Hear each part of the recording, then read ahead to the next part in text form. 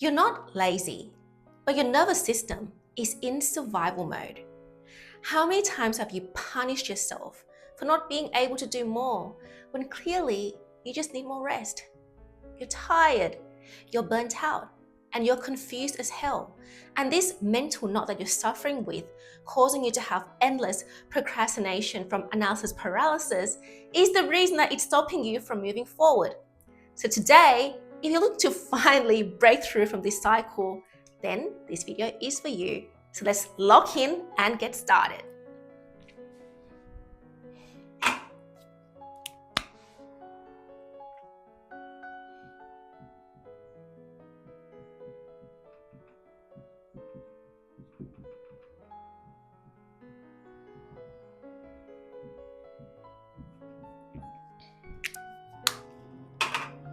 For the longest time in my life, honestly, my nervous system has always been saying no to me.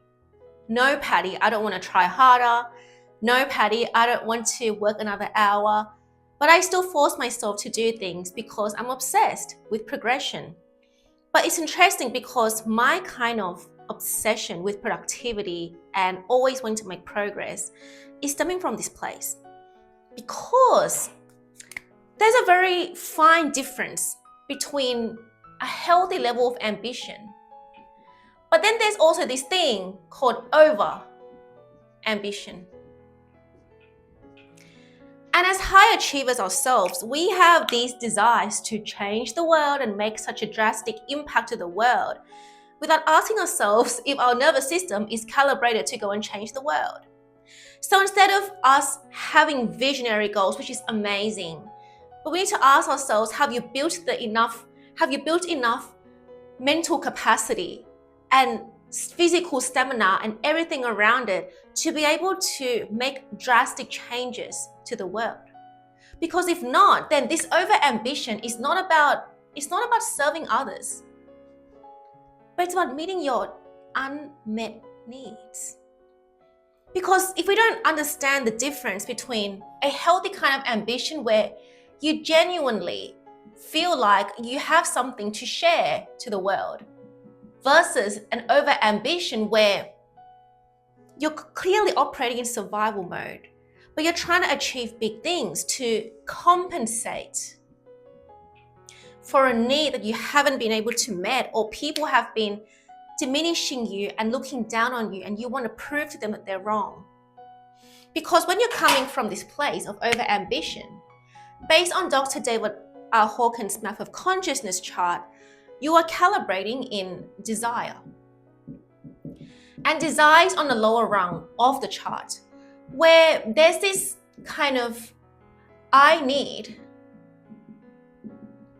to achieve X in order to be Y, when clearly the universe is mental, and in order for us to achieve anything substantial and solid, we have to be the person before we achieve it, and not achieve it so we can be the person. Therefore, we've got to understand, where are you calibrated on this journey? Because let's just say that you're calibrated at a level where you are operating from the lower self-I. And I've spoken about this in many videos, which, yes, it sounds spiritual, but it really makes sense when you interlink this, that if you're operating in the lower I, where the things outside of you, including your life accessories, such as things like your job, your profession, what age you got your mortgage, what age did you marry, what nationality you are, what kind of socio-economic status you are a part of, like what kind of social rung you're a part of, who your friend group is, what your name is, what your hobbies and passions are. And all of these things define you as a person. And it's interesting because I had like a friend, like we knew each other, and we had a great rapport because he was a great guy, and he runs his company that helps connect founders with investors, so that the founders can raise capital for their company. And he said to me one time that, I don't know who I am without this company. I don't know who I am without, running this company and working very, very long hour days and just going really hard at the time I knew him. But he was great. But anyway, like some people define themselves as their company. So their company defines them. And there's nothing wrong with that. But when we start to have our outer life accessories determine our value in the world and position ourselves in the world based on these outer metrics, guess what happens to your nervous system?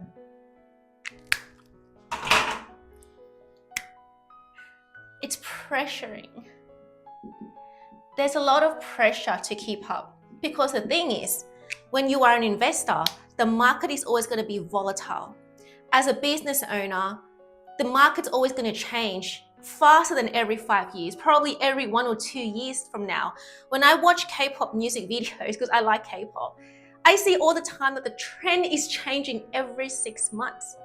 And the groups that did well 2 years ago, no matter what they do to improve 2 years later, it's because of their age or just the trends have changed and people like certain kind of aesthetics, that no matter how skilled and talented you become more in the K-pop world, you get less traction because people just prefer new and fresh things. And it's just sad because the market is changing all the time.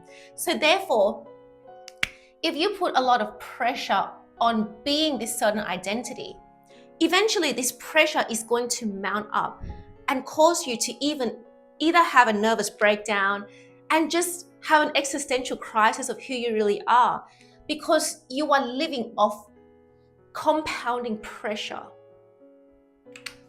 Now, if you look at this line based on your lower self-I, this line is what happens when you compress too much pressure to your identity. So growing up in an Asian household, and even though my dad is awesome and he's never been like, you've got to be very good at maths and get straight A's and everything, but because my parents are part of the Asian culture, Asian society, it's like the paradigm is that the kids have to be perfect in terms of being a good daughter and getting good grades, getting substantially good grades, and going to a prestigious university to have a reputable job. That's the status quo for the Asian community. So even if my parents are not completely like tiger parents, but they're pressured to conform to society's rules. So their sense of pressure to conform and fit in is pressuring me to be someone that I've never been growing up. So then I became pressured to define myself as the perfect Asian daughter. And by defining myself as that, it means that I went to a reputable university. But the problem is that my brain doesn't work that way. Not academically talented, like my brain's just not for exams and stuff. So it was a depressing time in my life, trying to the best of my ability to graduate from that university because it's competitive and stuff like that. And so then you start to define yourself as like, what makes me a perfect person in society? And these could be things like, well, I need to have a certain income. And the job that I work at, it has to enhance the family reputation and make me look good in society. And I see this with a lot of men where they suppress a lot of pressure to be alpha in society, to be strong, to, always have an income progression and to hold it together when life is hard for both men and women. And everyone deserves some compassion. But because we don't even know how to practice self-compassion, that's why this pressure to maintain this egoic I is causing us to have a ceiling to our inner worth. This ceiling is a vibrational prison that will not allow you to move out from survival mode. What I'm talking about is that based on Dr. David R. Hawkins' Math of Consciousness chart, I think there's shame, there's guilt, there's apathy, there's pride. Pride's at the top. There's desire, there's anger, that kind of stuff. And these are all the levels that you operate at before you go into courage, which is 200. Basically, you emanating this frequency every day as muscle memory, because let's say that we have 365 days a year. We have 365 days a year, and every single night that you fall asleep, observing your physical environment, which is stressful as hell, I assume, in this day and age, basically, because your brain is constantly in beta brainwave state, and it's really rare that you would get into alpha or theta on a regular basis. So when your brain is like oscillating very, very tumultuously, and before you sleep, you're probably still in the beta brainwave state instead of theta. What happens is that on night 1 of 365 days, let's just say New Year's, New Me resolution, but then you still don't really change your subconscious. You fall asleep dwelling in, desire to be more. And you know what? It's not even that, it's desire to do more. So then you're falling asleep night 1, you're like, I need to do more, man. Damn, I'm not on top of my tasks anymore. I need to be more organized. I need to get things right. And you start to panic before you sleep that if I don't do this, everything's going to collapse. And this is very normal in our day and age because that's how society runs, on fear. So there's also fear on this rung as well. So then what happens is that your subconscious now is impressed that I fell asleep, drowning in the state of desire to do more and be more, and also in the fear that I haven't done enough. So then night 2, you start creating this muscle memory of remembering how you feel. So then the more you do something, the more it becomes normal for your life. So you normalize falling asleep again to I need to do more. Exactly what I went through and still kind of go through, but I try to get myself out of it as soon as I can when I'm aware of it. But because you keep doing this, it's like night 3, you tell yourself do more. And then night 4, night 5, night 6, all the way to 1 whole year. I don't know, the percentage of you, probably 98% of the time, you're falling asleep telling yourself, I need to do more. And this doing more state of consciousness is pretty much drowning in the desire to I just want to achieve so much more. So my egoic my ego can be impressed and it can be boosted, but it's just so much pressure to keep up with the trend. So then what happens is that sometimes you don't meet your own standards, like I do all the time. I don't meet my standards. So you fall into shame that like, why can't I just be better? Why can't I just be more for the person that I am? Like, why is it that everything on the outside looks great, but I just can't perform to the best of my ability? And that's because you're not loving yourself. You're pressuring yourself, you're forcing yourself, you're berating yourself, you're criticizing yourself. And all of this makes you pretty much trapped in this vibrational prison where the more you emit this prison, the feeling inside the prison of shame, of guilt for not being able to do more, of apathy for feeling like I've done my best but it's still not enough, of anger that why isn't it people understand where I'm going and why isn't the world like conforming to me even though I've put in my heart and soul to do something. And now you have a fear that it's never going to work out. And then all of this over time, even if you try to use human power to rise up, you start to get into pride. Pride that like, look, I've worked the hardest, I've grinded the hardest, I fell asleep every night thinking about tomorrow, how the day's going to be, and I know how to endure pain, and there's no pain, no gain. I know how to endure stress and rise out of it. So therefore, there's some sort of pride in your identity. And as long as you operate in this version of you, what then tends to happen is that no matter what you do on the physical plane, you don't oscillate far from this ceiling. So when I'm drawing this graph, I'm talking about you can be doing many sales calls. You can be applying to 100 places for job interview. You can go to resume to many, many places. You can be trying your best to save money. You can read about investment. You can try and build business. You can try and grow your socials. You can try and get 3 jobs. And no matter what you do on the physical plane, no matter if you work 100-hour week, which I hope you don't do for long because it's just not, if it's not necessary for this time period, it's just, the way to compress more pressure. No matter what you do, you still dip to the lowest. And no matter, even if you dip to the lowest, the worst thing is that, let's just say that your end state, where you want to be, is here. And that end state may be you just want a 120 grand Google job, or more salary, or 220 grand, 250 grand, or you want to have a 6 or 7 figure business, and you just want to have an enriching life overall, because these are just vehicles to an enriching life. The problem is that when you dip very low, but when you peak, you don't peak very high. So you're only peaking around this level, and look at the distance.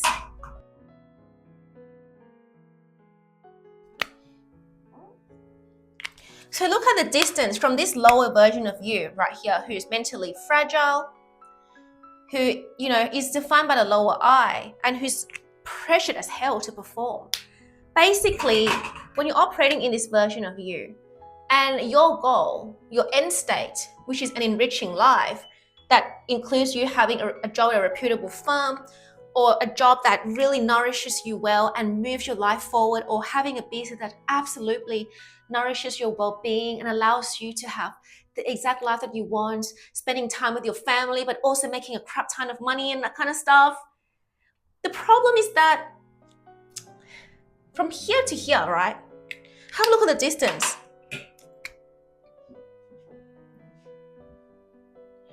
How many steps does this poor version of this poor Patty has to take? How many steps does Patty, who's operating as a fragile version of herself, who's pressured as hell to perform, how many steps does she have to take before she gets to this end state with her insane human power? I'm assuming no less than 10,000 steps. So 10,000 plus steps. But the problem is that she's not only walking up this mountain and going on this journey to the peak with just herself. She's carrying baggage. So that's why when you go to therapy and you're like, let me unpack the backpack. You're carrying a bunch of baggage along with you to this journey. And this baggage, again, includes the vibrational prison that you trapped yourself in, whether it's desire, like over ambition, whether it's like, you know, guilt for not being able to do enough, whether it's shame for not being the person you think you should be, and you're carrying these bags. And let's just say every one of these are 200 kilogram weight. So let's just say that you've tried to make yourself extremely fit, and you're trying to calibrate at a level where you can, every step you take is like 100 plus, right? Plus 100. But then what's happening is that your bags, this is 200, guilt is another, let's check 100, desire another 200, over ambition another 100. So 200, 400, 600. You're getting tailed back by 600. Every step you take. But then there's this anchor, this weight that's weighing you down. So you're not even breaking even. You're operating at minus 100. How bloody exhausting is it? How exhausting is it that you're trying to get fitter and you're trying to like hike the mountain, but the bag that you're carrying is like every step you take is minus 500, like this, because this is bad, this is heavy crap. And that's why, like, I'm asking you, why are we even using human power to get to this end state? Why do you have to do things in a very inefficient way? Think about this. I want to go to the beach and it's an hour car drive, right? Instead of me just taking the vehicle, a car to drive there, I'm choosing to walk there, which is going to take a day, plus carrying a ton of bags to get there, when I could have just used the vehicle to get there in an hour and just sit and relax in the car. And this is the same thing when we try to pursue for our goals. And then when we don't get there, we call ourselves lazy. It's not that you're lazy. It's that your nervous system is getting tugged down every step of the way by this vibrational prison that you accumulated over time. So therefore, what needs to happen is that you don't try to walk from here to Bondi Beach. Well, the distance by car is an hour, so that will take a day to walk. You don't try to climb the mountain with, like, you know, just without sufficient gear.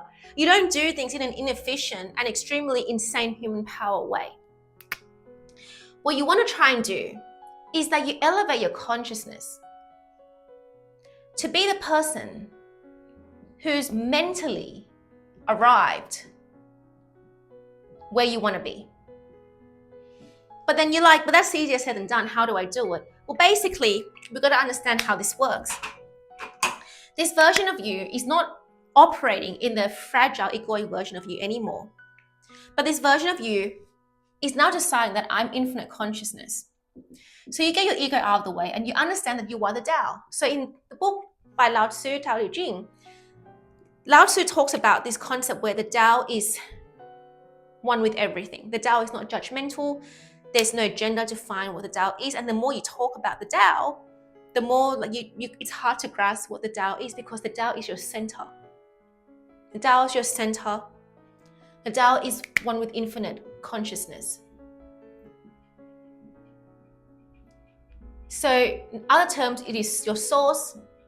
You are the creator of your reality, and you're pretty much the God of your reality, but not in a way where it's religious, externalizing God outside of you. But I'm talking about you are the source of your reality. And I know it's pretty hard when you're immersed in default ecosystems that tell you that no, you're not the creator, you're not Tao, you're not consciousness, Patty, you're just Patty. But we're all just consciousness. And the reason why you have a name is because somebody named you that. And the reason why, like, you call yourself, I'm Asian and I'm this age, is because it's a social construct.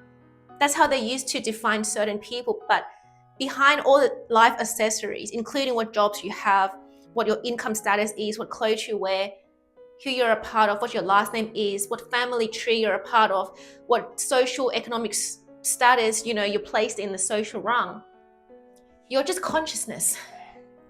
And when you choose to be consciousness, every day where you remove your ego out of the way, everything starts to happen through power within you and not through force. And hence the book Power versus Force by Dr. David R. Hawkins, which I haven't read for a very, very, very long time. And when I did read it, it was hard to understand, but now I kind of understand it. But basically, what I'm trying to say is that in that book, he talks about, the difference between using human force to get what we want by operating in a lower rungs of the vibrational map of consciousness, versus you rising into your fullest power by, again, lightening the weight. So when you're one with the universe and you start to transcend into the realm where there's no dualities, in the 5D plane, instead of the 3D plane, because manifestation is the unison of your mental, spiritual, and your physical plane. So then therefore, this version of you is no longer just using 1/3 of your power to get to here, from here to here, but now you're pretty much booting every single power from your mental and spiritual to be the version of you who can calibrate at a level where your goals are normal to you. And because of this, your decision, your habit, your action, your thought, your emotion, your focus, your attention, your self-talk, your expectation, your perception is all congruent to the highest version of you, which is the capital I, which is the Tao, which is you being in the center and coming back to your center. Therefore, when you are operating as this version of you, naturally, your baseline will be calibrated at here. And so now, no matter what you do, because mentally you are the equivalent of the things that you want, what then happens is that from here to here, I'll show you what the distance looks like. It looks like this. So I'm asking you, how many steps do you think it would take for the highest version of you who's operating from your center and embracing your Tao and being the source, the creator of your reality, and connected to the infinite consciousness and just perfect as you are, perfect as the God of your reality, and not the imperfect human anymore. How many steps do you think it would take for you to align yourself to the job that you want from Google, to the 6 or 7 biggest business that you want, or even 8 figures, and just having that enriching, soul elevating life along with it that you want? How many steps? I'm going to say 10 steps. And the reason why there's still steps to take is because, again, manifestation is the unison between your spiritual, mental, and physical. And the steps I'm talking about here is called aligned action. But more than anything, correct aligned action, where all it takes is just that one more meeting with Jane to get that Google job. All it takes for that deal to close is just one more sales call with Joe. All it takes for the channel to blow up is one more video. All it takes for you to have that income figure is just meeting the right people who have the resources to hire you at the price that you deserve to be hired at. So therefore, when you're here, life feels more effortless. But I'm not saying that neutrally, objectively, it's going to get easier. But your relationship to difficulty is going to change drastically. Because the thing is that, well, I'm going to share this with you here in this video. Basically, I said this in many videos, but I've been swimming. For my whole life, I haven't been able to swim at all until I was 28. And I started swimming at this place called Icebergs. And basically, it's an ocean pool. And because it's an ocean pool that is popular, it's extremely pressuring to swim in the fastest lane there. It's really, really like, it's always, unless you go at certain times of the day, but if you go in the mornings and especially weekdays, you've got to swim with people who are calibrating at a level that you're not calibrated at. So when I was a beginner swimmer and I jumped from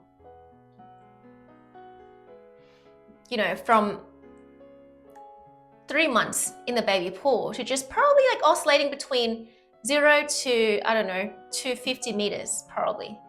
Because that was a big deal to me. I was doing like confident 25 meters back and forth in the baby pool for 3 months. So I wasn't able to swim for my whole life until I was around 27, almost 28. And then what I do is I take myself to practice my stroke in the baby pool. And I would try to understand how to breathe and how to, use the positive feelings to like force myself, not force, but use positive feelings to make my strokes more stable pretty much. Because the more I felt like this was so fun to do and I felt like in unison with the ocean water, the more stronger my strokes became and the more stable my breath became. So what I do is I practice breath and consistent stroke for 3 months in the baby pool till one day, a lady named Irina came and said to me, I just won 14 laps in the adult pool. And I thought like, I want to swim like her too. Then she asked me, how about you? And I said, yeah, I also went for a swim. And I also said, yeah, I also went for a swim, but in the smaller pool. And she was like, in the baby pool? And then I was like, offended. But the thing is, she wasn't trying to offend me. I was just choosing to get offended. And because I was offended, that day, I then decided that I'm not going to stay in the baby pool anymore. And that is when my mental decision changed from the fragile version of me, who defined myself as, being able to swim, but like 25 meters back and forth and in a stable condition because the baby pool is much more safer. So then I started to like let go of my human self to go to the adult pool, which is much harder at the beginning. And now it's 50 meters, but the thing is, it's not just the length, it's also the people that swim in it in the safe lane at that time of the day. It's also the seaweed, the swell, the wind condition, everything combined, which makes it a bit harder.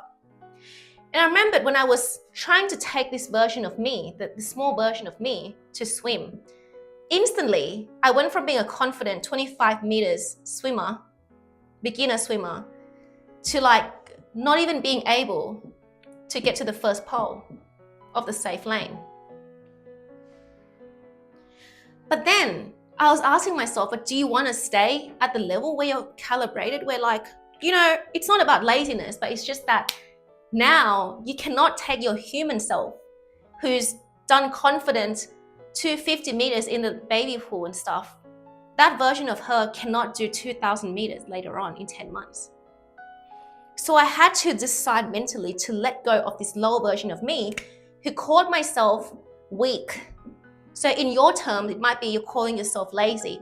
But for me, it was that I used to always call myself weak. I called myself a beginner swimmer mentally. And I called myself like, not pro yet, not athletic yet. So basically, I had to give up that version of me mentally and stop with this whole, but you're only a beginner swimmer. Yeah, but you're weak. Yeah, but your strokes are weak. You're not professional kind of thing. And the minute I gave it up, I went back and I tried again.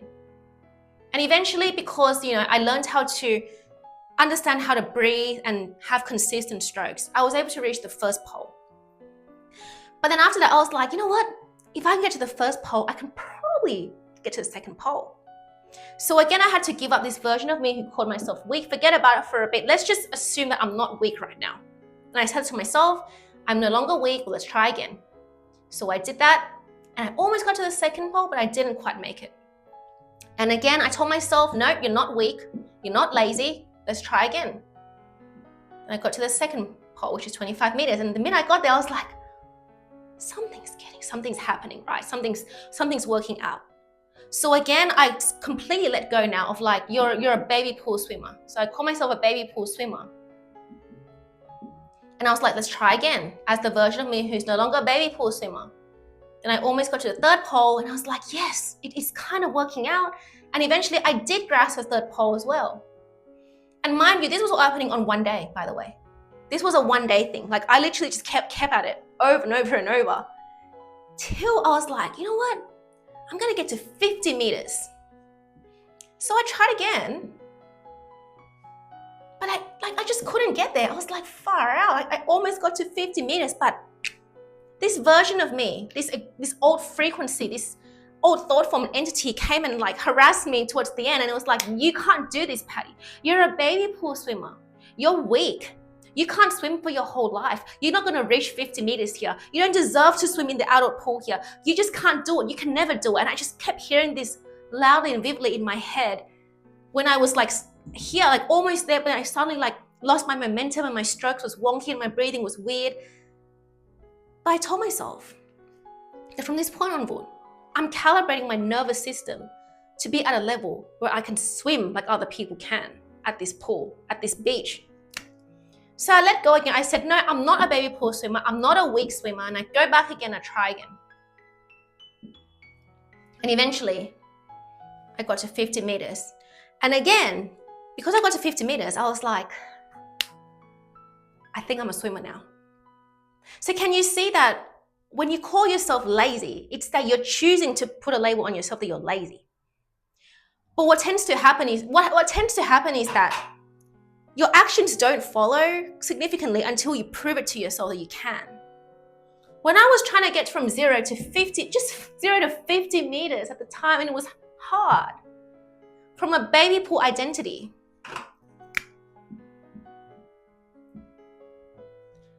And now to the swimmer identity.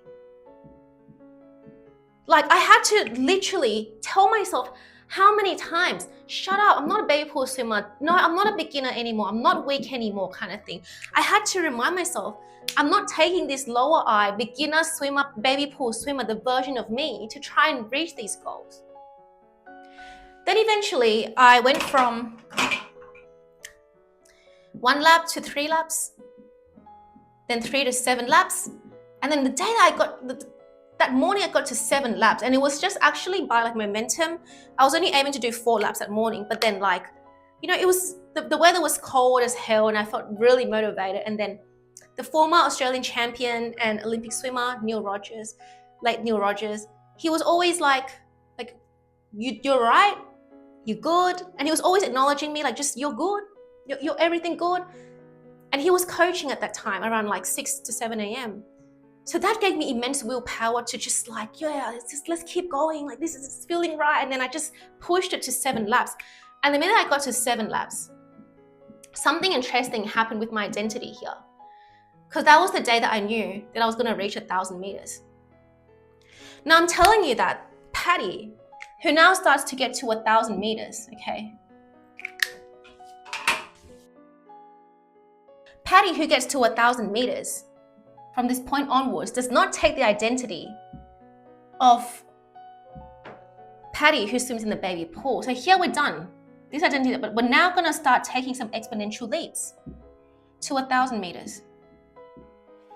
And from this point onwards, the way I execute my strokes, the way I calibrate myself, the way that I organize my strokes, the way I organize my mind and body to hit this goal is not the same as when I was only calibrated at this level to swim like 250 meters max.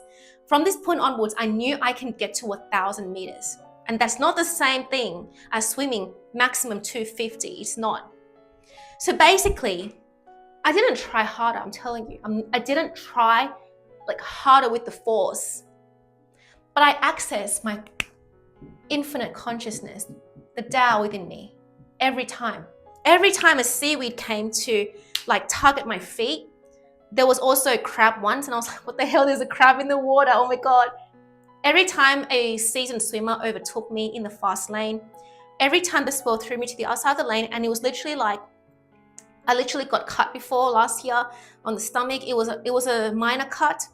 And a few weeks ago, my feet was like rising in the air because the swell was so harsh and I was grasping on the rib and it was dangerous, but I loved it. During those times where it forces you to be someone that you've never been, it forces you to have to focus. This is where you get to tell yourself, I am not the lazy person I thought I was. I am not the weak swimmer that I thought that I was for my whole life. I am not the baby pool swimmer that people used to tell me that I am. And no matter how many people in the fast lane tell me, but you can't swim, you got to work on your stroke, you've got to go and get lessons. My mind tells me, but I can do 1,000 meters here consistently. So, I mean, I can get lessons, but these people's words and my old self who tells me I'm not who I'm meant to be doesn't get to tell me who I am today. So when you're saying, I'm lazy, I can't do this, that's you decided that your identity is lazy. You decide that mentally. But when you do the opposite and mentally decide, I'm not a lazy person, but I'm choosing to let go of my egoic self who was operating in desire or whatever caliber, like anger and guilt and stuff. And I'm just gonna, for a second, go to courage, at least level 200, which was exactly what I did to get from one milestone to the other with swimming. After I got to 1,000 meters, I think a few months later, I jumped to 2,000. So I went from 20 laps, 20 laps, and then, eventually actually did it exponential. So 10 laps to 15, 10 laps to 14, 14 to 20 laps, and then I got to 40 laps. And the reason, again, that I can do this, but that day I spent 6 hours at the pool, but it didn't take it took a bit of effort, but it wasn't forced. I really enjoyed it. The reason I'm sharing with you about this journey is because exponential leaps happen not after you do this.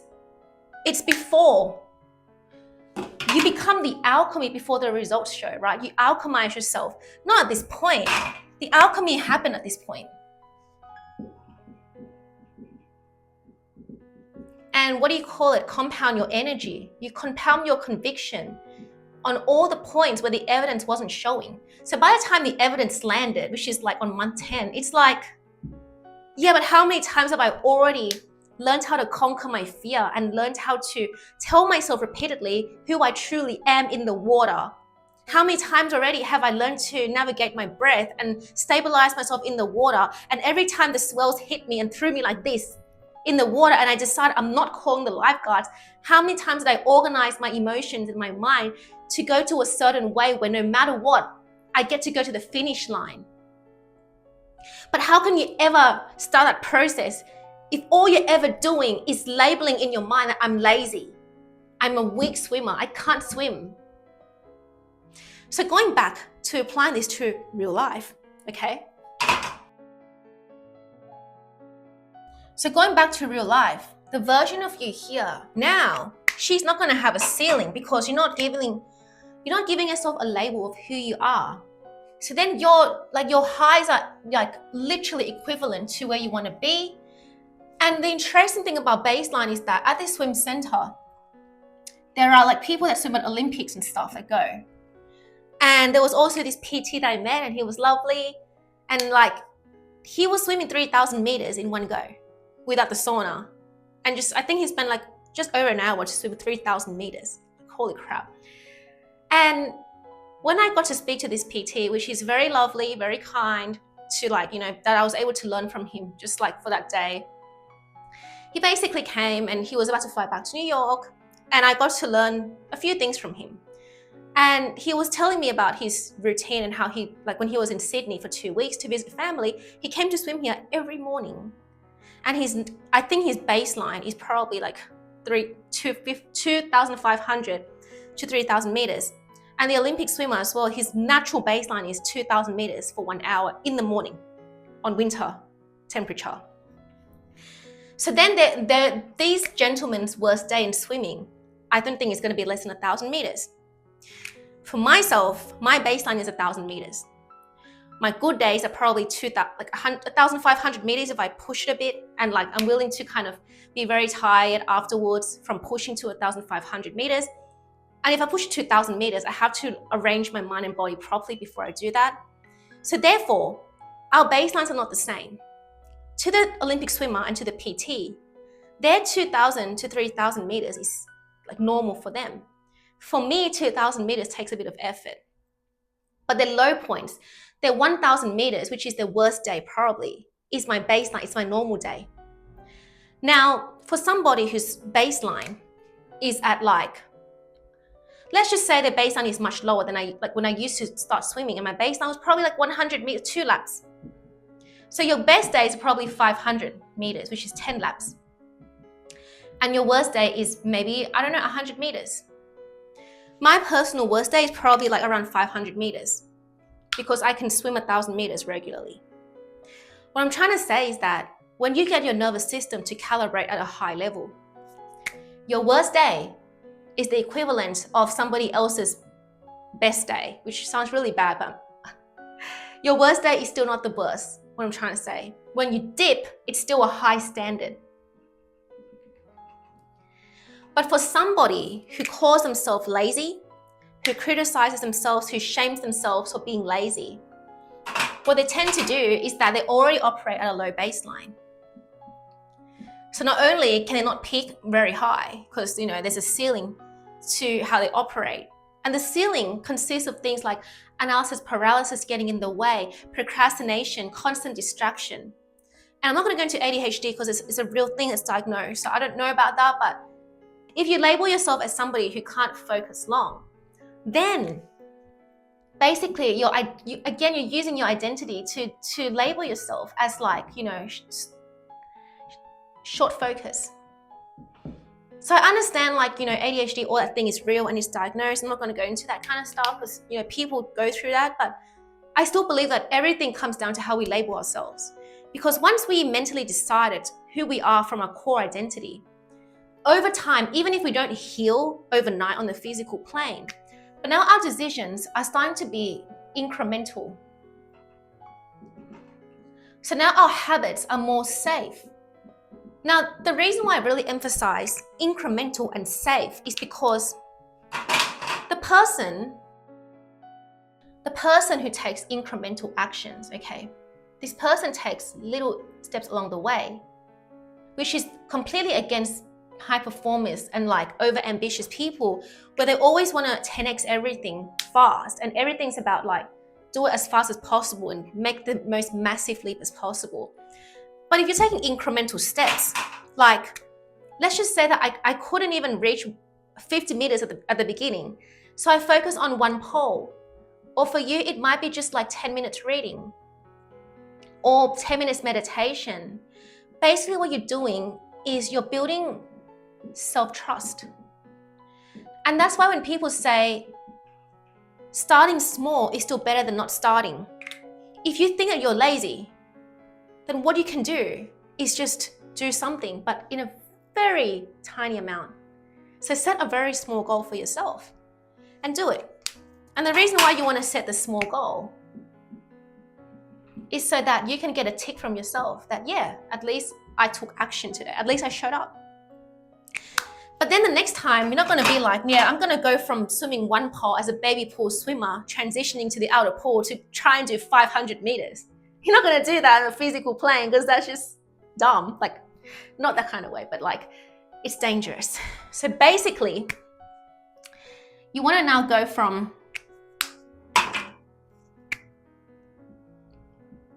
now I'm reading 10 minutes a day and meditating 10 minutes. Well, let me just like increase it maybe to like 15 minutes max. Just 15 minutes max after some time though. So maybe I'll repeat this for like a week or 2 weeks. And then after 2 weeks, I will like slowly stack the reps, stack the numbers a little bit more. But I still do it consistently. And the reason why is because you want to get another green tick from yourself. So then when it comes a time where you want to like, you know, you want to keep the momentum going, you go again. Like maybe after 2 weeks, I will increase the capacity. So maybe now I increase it to 20 minutes. And I also meditate for 20 minutes. Meditate. And then once you are able to do this small stuff and you're able to hold the momentum, you give yourself another green tick. And this green tick is the thing that builds your conviction.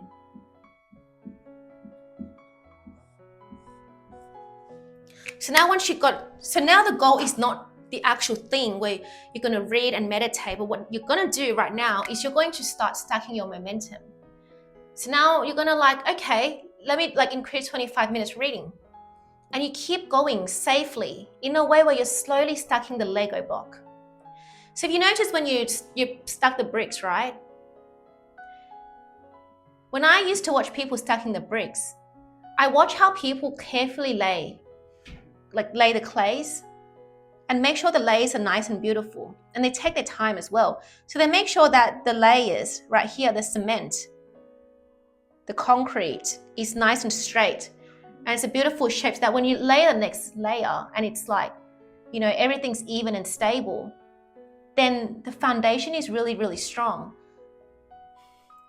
Instead of them rushing to lay the bricks and rushing the house to get built as soon as possible, they make sure the foundation is straight so that when they lay the cements and everything and they wait for it to dry, every layer of the brick is like nice and steady like this. So that's like you building in a home where you start to like, okay, maybe increase to 30 minutes now.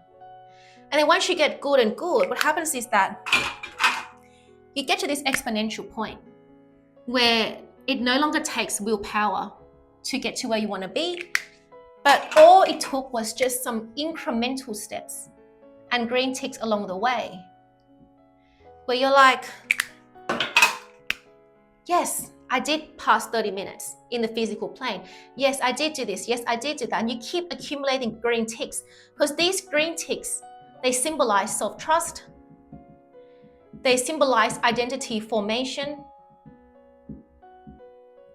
And they also symbolize conviction. So basically, you've now compounded your confidence to be able to also hold, like to have your nervous system calibrated at a level where doing that exponential leap is safe. I understand that they say we got to take risk and everything, but so I've been doing cold plunges and I started cold plunging last year. My first time was 1 minute because I've been swimming a lot in the cold water already, so I can do a minute. And then I went from 1 minute to 2 minutes, then 2 minutes to 4 minutes. Then after 4 minutes, I told myself in a few months' time, I'm going to do 10 minutes. And I did. But what it took for me to do 10 minutes cold plunge is not just cold plunging. I was then swimming like 3 consecutive mornings a week and doing 1,500 meters in the ocean water on 4:30 a.m. wake up to 5 a.m. wake up, sometimes 4 a.m. And there was even a morning where I reached 2,000 meters. Then I went to do the cold plunge, and that was why I can do 10 minutes. Because it's not about, oh, I'm going to do 1 minute today and tomorrow I'm going to do 10 minutes cold plunge. Eventually, I was able to then go from 10 to 15 minutes, which was recently. And the reason why I can safely hold 15 minutes is because I kept swimming.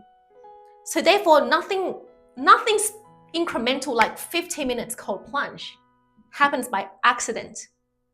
It happens from you getting these green ticks from yourself that, for me, like I didn't just cold plunge. I was swimming a lot. I was working out.